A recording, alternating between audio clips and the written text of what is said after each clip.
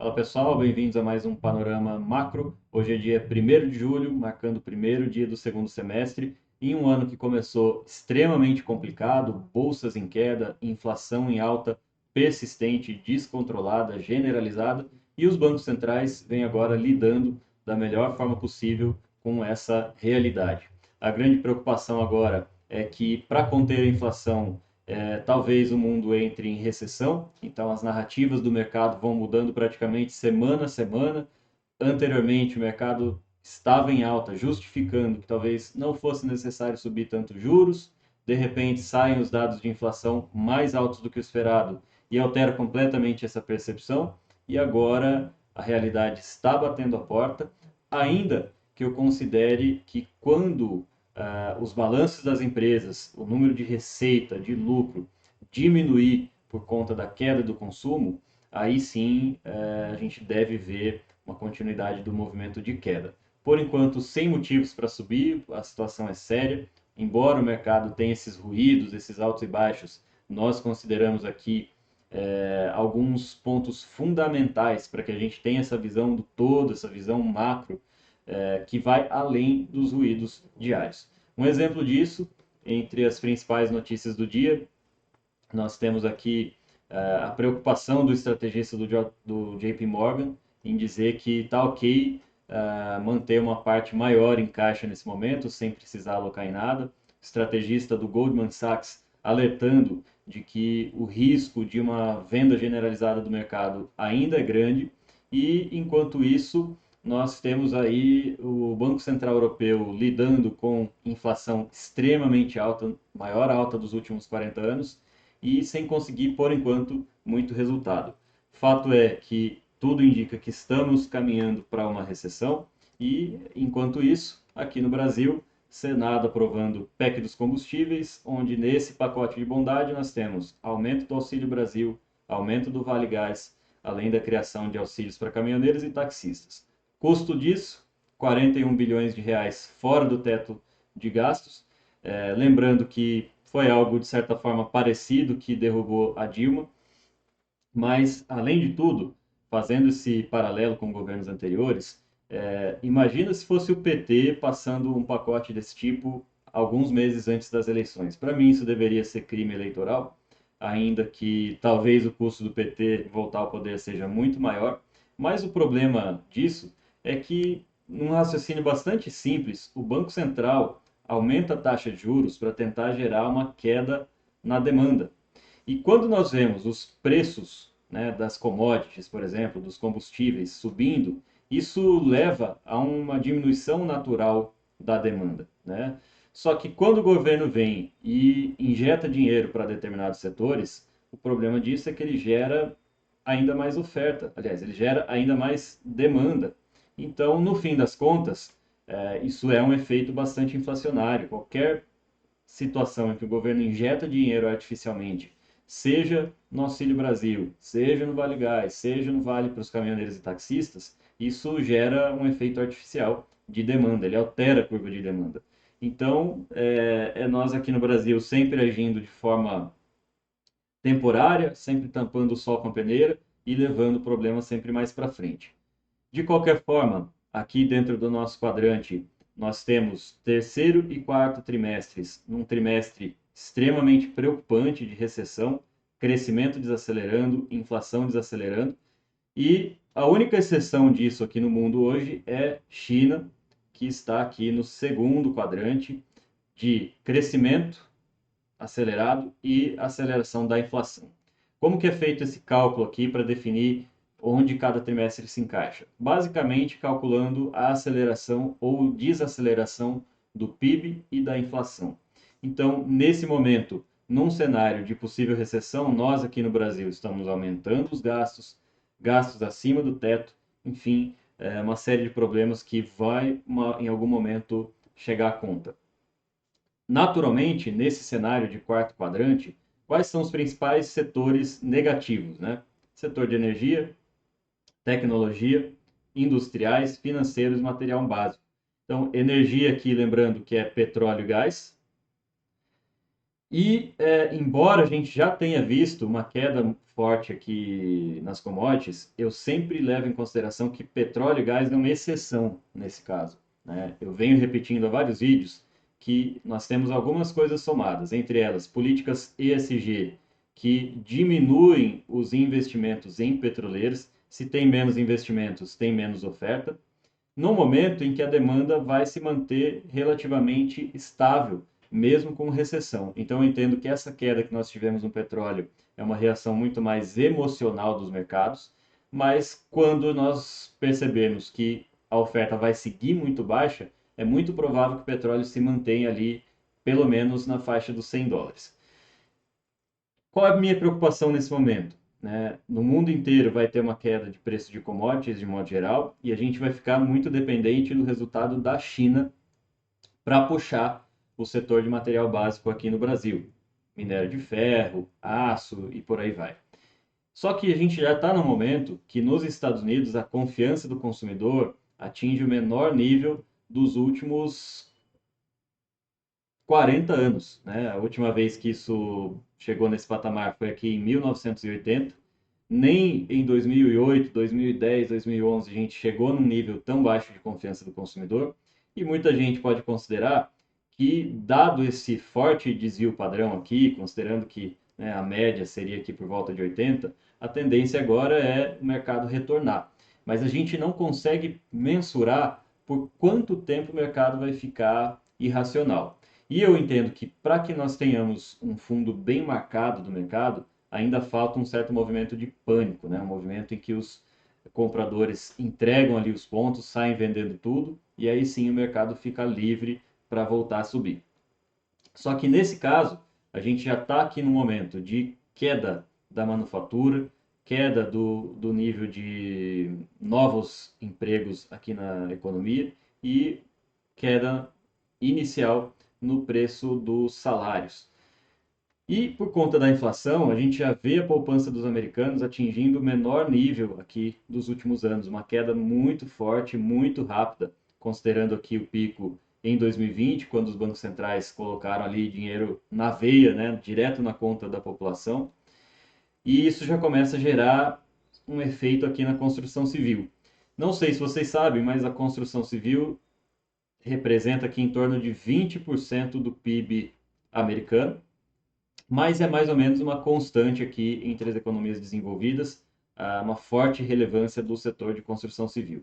E o que a gente vê agora é, primeiro ponto, juros subindo bastante, então já chegando aqui em 6% financiamento imobiliário, e pela primeira vez em muitos anos, os estoques de imóveis voltando a subir, né? Ele já vinha subindo aqui desde meados de 2021, vinha diminuindo o tamanho dos estoques e agora, aliás, vinha aumentando o tamanho dos estoques e agora já tendo um aumento pela primeira vez desde 2019.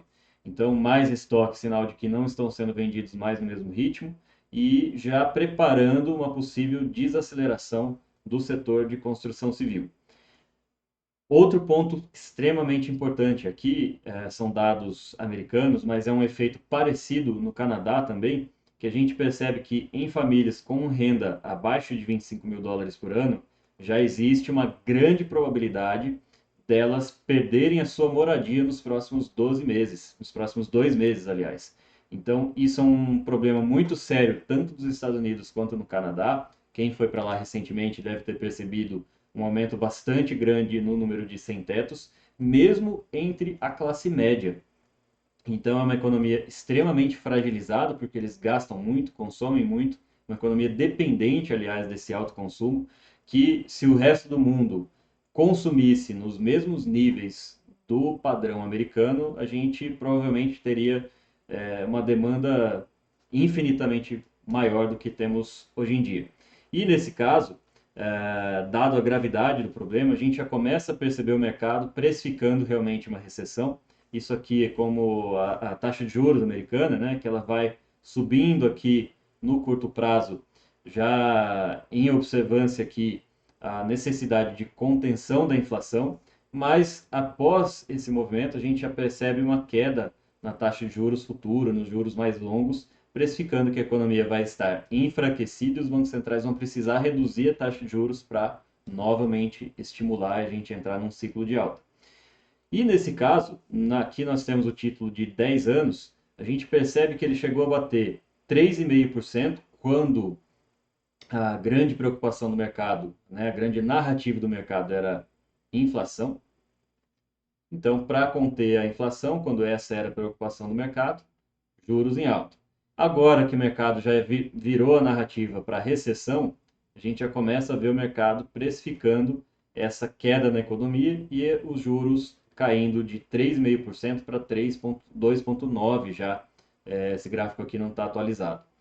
E aqui talvez seja o principal ponto que eu acho que ainda não está bem precificado no mercado, que é a estimativa de lucro do S&P aqui no futuro. A gente já vê uma redução bastante forte, mas no próximo trimestre, quando esses números começarem a ser divulgados, eu acho que aí sim a realidade vai bater na porta do mercado e ele vai perceber que a gente pode passar aí pelo menos mais 2, 3, 4 trimestres numa situação de queda generalizada do consumo, da demanda, da receita, do lucro das empresas e no fim das contas, o que define o preço das ações é lucro, lucro das empresas. Isso aqui é o que impulsiona a alta que nós vimos acontecer nos últimos meses, mesmo que esse lucro tenha sido fruto de uma injeção artificial de capital na economia. Nós não temos nada a ver com isso, mas é importante entender o seguinte: ora, se a gente está precificando queda dos lucros, né, como mostrado aqui na linha azul clara, normalmente o mercado está um ciclo adiantado, eu já comentei isso algumas vezes, né? Então vamos dizer que aqui seja o ciclo do mercado e aqui o ciclo econômico real. Então ele vira também antes desse ciclo econômico real começar a melhorar.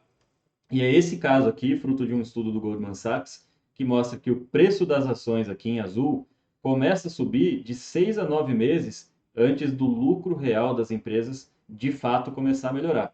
Então, não se surpreendam se realmente o nosso mercado marcar um fundo antes da economia começar a melhorar, assim como o mercado marcou um topo. O mercado americano fez topo lá em novembro do ano passado, quando a economia estava extremamente forte. E ali a bolsa americana já começou a cair. E o que a gente percebe é que grande parte desse problema que nós estamos vivendo é fruto do aumento do preço do petróleo, né? Petróleo tem sido o grande vilão desses últimos tempos, chegou a bater $120, só que qual que é o problema? A demanda segue mais alta do que a oferta. Nós temos aqui do lado da oferta, do lado da OPEP, que é praticamente ali um monopólio do preço do petróleo, da produção de petróleo, uma oferta limitada, né? Nós já estamos praticamente na máxima ali da capacidade produtiva e não à toa os Estados Unidos vem negociando com a Venezuela para tentar suprir a falta do petróleo russo. Não acredito que o petróleo vá cair muito por conta disso, né? Nesse primeiro momento, o baque emocional, a reação emocional do mercado levou a uma queda do petróleo, mas logo a realidade vai se impor também nesse caso. Aqui um exemplo, né? Do início de junho, 6 de junho, o petróleo batendo os $120 e agora ele já a 105, uma queda aqui bastante acentuada, ainda que eu não acho que ele vá voltar para os 70, que ainda assim é um número bastante interessante para as petroleiras e ainda vai tornar essas petroleiras, manter essas petroleiras extremamente lucrativas. O que a gente tem visto agora, e vem sendo muito falado, é que a maior parte das petroleiras vem reduzindo os seus investimentos, como eu comentei, né? E agora, nesse caso, que o lucro está muito alto, dificilmente elas vão aumentar o investimento em capacidade produtiva, porque elas vão simplesmente aproveitar esses lucros super altos para colocar dinheiro no bolso do acionista. Então, não existe a expectativa de aumento da oferta de petróleo nesse curto prazo. Por conta disso, também a gente vê a inflação na Espanha vindo acima do esperado, batendo os 10%, na Bélgica 9,7%. O único país que teve um início de redução desse ritmo inflacionário foi a Alemanha, que veio aqui com um resultado de 8,2% ante uma estimativa de 8,8%. Ainda assim, na Europa, maior inflação dos últimos 40 anos.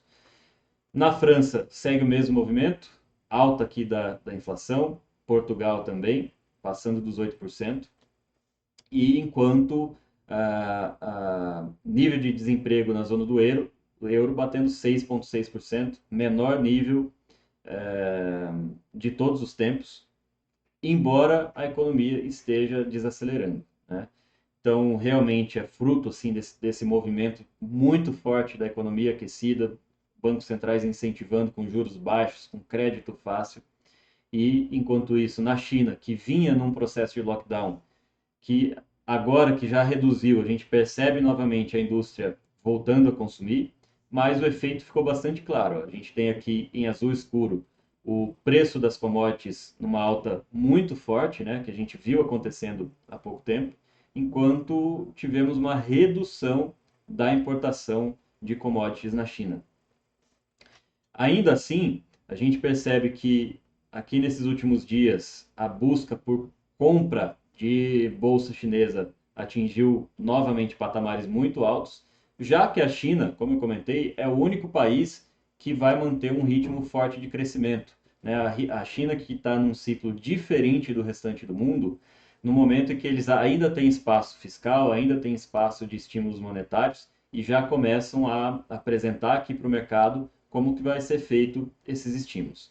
Importante lembrar que as estimativas dos analistas mais conservadores colocam o crescimento da China esse ano em 3,5% e o governo chinês coloca entre 4,5% e 5% de crescimento, que vai precisar acelerar bastante o ritmo agora no segundo semestre, em especial no último trimestre. Porém, ainda não vemos esse resultado acontecendo. Minério de ferro caiu muito forte, já era esperado porque eles estão com um estoque muito grande de aço, então não precisa consumir tanto minério nesse curto prazo, e vai levando junto as ações da Vale. Aqui a gente vê que a China vinha num movimento de queda muito forte desde agosto do ano passado, quando nós tivemos a intervenção do governo chinês no setor de tecnologia, né? O Jack Ma, dono do Alibaba, ficou ali sumido por algum tempo. Fizeram uma intervenção no setor de educação, falando que eles estavam lucrando muito. E importante lembrar, até mesmo do Charlie Munger, né, o sócio do Warren Buffett, e que para mim é meu investidor preferido, embora não siga a filosofia dele, tinha uma posição muito grande em Alibaba, né? Aqui o Alibaba é como se fosse uma Amazon chinesa que trabalha tanto no atacado quanto no varejo e teve uma queda muito forte que levou a estopar as posições nessa empresa, né? Então você vê que até mesmo os gênios aí dos investimentos erram, estopam posição. Talvez agora seja o momento de fazer essa retomada. Eu considero que a China é um grande candidato para puxar essa alta da bolsa nesses próximos meses. Eu já venho estudando a possibilidade de entrada no mercado chinês na nossa carteira americana. Estou até queimando minha língua porque eu comentei que não ia investir em país comunista, mas a realidade é que a gente quer entregar a melhor rentabilidade possível, então vamos buscar aqui algumas entradas no momento oportuno. Dentre as commodities, né, a gente viu aqui no início, né, aliás, uma semana atrás, dia 23 de junho, as commodities já perdendo essa linha de tendência de alta aqui, e agora já uma queda bem mais forte, testando um suporte importante aqui, suporte que é como se fosse um piso, né? E uma vez perdido, ele tende a continuar o movimento de queda. Caso faça de fato, caso a gente entre de fato numa recessão, é natural que o preço das commodities caia, né?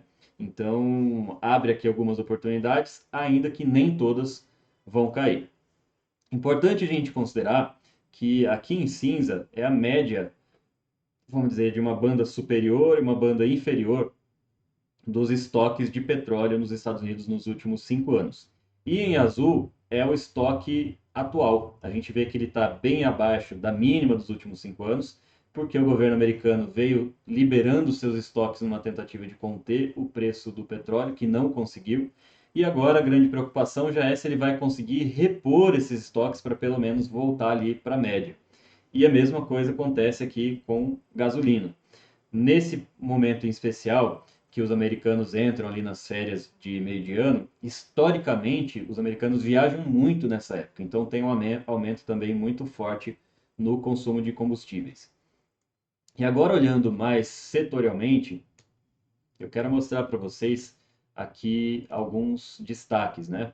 Na Bolsa Brasileira, a gente vem percebendo, ó, setor de material básico tendo uma queda muito forte, esse setor que foi o responsável por levar a bolsa nas costas por muito tempo, aqui a partir de 2020, né?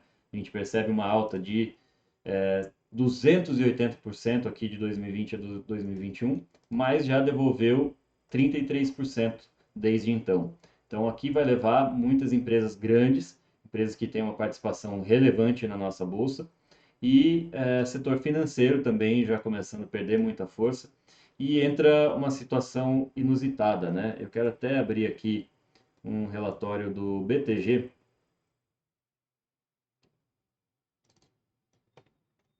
para que vocês vejam o seguinte, ó. Quando a gente olha aqui pelo relatório do BTG, o valuation dessas empresas, deixa eu colocar na outra tela aqui. A gente percebe que aqui nessa faixa, né, nós temos um valor historicamente super baixo, né? Então, nesse caso, mesmo com a bolsa muito barata, a gente continua vendo queda, né?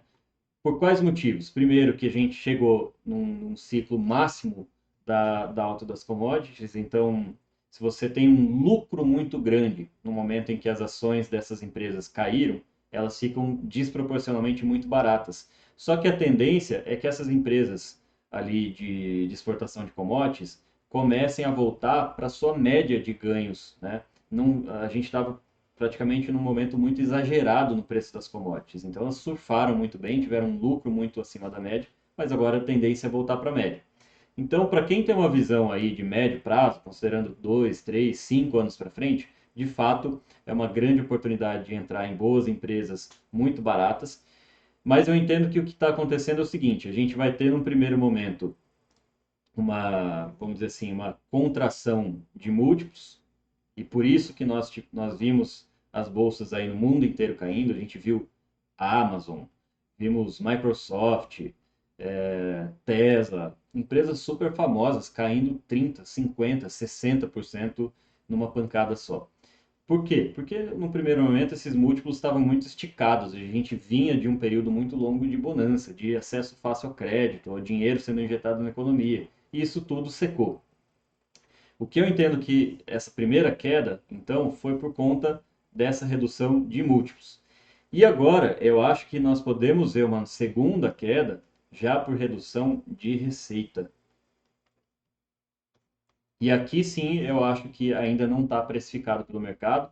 Por consequência, eu espero que a gente tenha ainda algumas baixas, né, no mercado americano, no mercado brasileiro. Eu vou limpar aqui um pouquinho o gráfico para facilitar a visão. Mas hoje, a minha leitura é: a gente está numa tendência de baixa, acho que tem espaço para cair pelo menos mais uns 10%, e a partir aqui do momento que chegar por volta dos 3.400 pontos, é quando eu vou de fato encher o carrinho. Nesse momento, nós zeramos a carteira inteira americana aqui nessa região, então a gente fechou ela com lucro de mais de 20%. E vamos reabrir as posições aqui embaixo nessa faixa azul.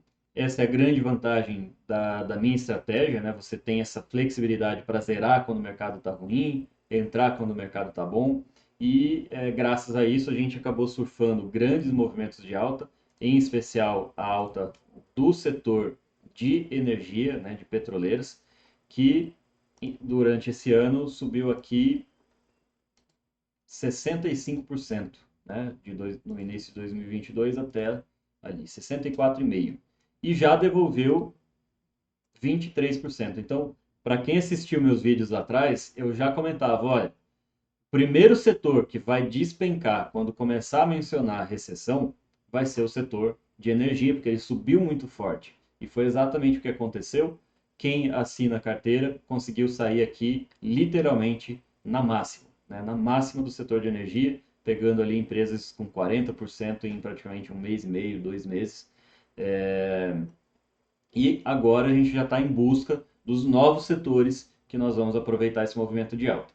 Em princípio, eu acho que os novos vencedores devem vir do setor de biotecnologia, empresas que estão ali trabalhando para desenvolver cura de câncer, de doenças degenerativas e tudo mais. Nós já estamos preparando um estudo mais aprofundado, filtrando essas empresas com maior potencial, mas o fato é que o mercado está difícil, a gente está zerado tanto em carteira brasileira quanto americana e vamos privilegiando operações de curto prazo.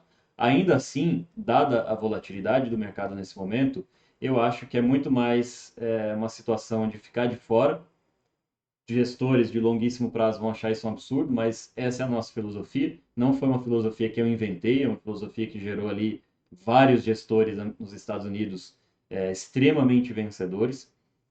E é justamente aproveitando essa capacidade de agilidade, de leitura do mercado ali, sem necessidade de, vamos dizer assim, cumprir nenhuma norma, né? A gente não tem obrigação de ficar 100% posicionado. E, mais uma vez, investidor pessoa física que está comprado com 100% do capital nesse momento, né, de ações, não faz nenhum sentido para mim. Isso é simplesmente um erro estratégico. Ainda assim, vou finalizando por aqui. Temos bastante coisa para acontecer. Boa sorte para nós aí nesse segundo semestre. E eu acredito que ainda vai ter algumas oportunidades da década aí que já estão surgindo, já estão novos líderes sendo formados e vamos mantendo nossa estratégia para ter provavelmente um ano espetacular, tanto na carteira americana quanto na carteira brasileira.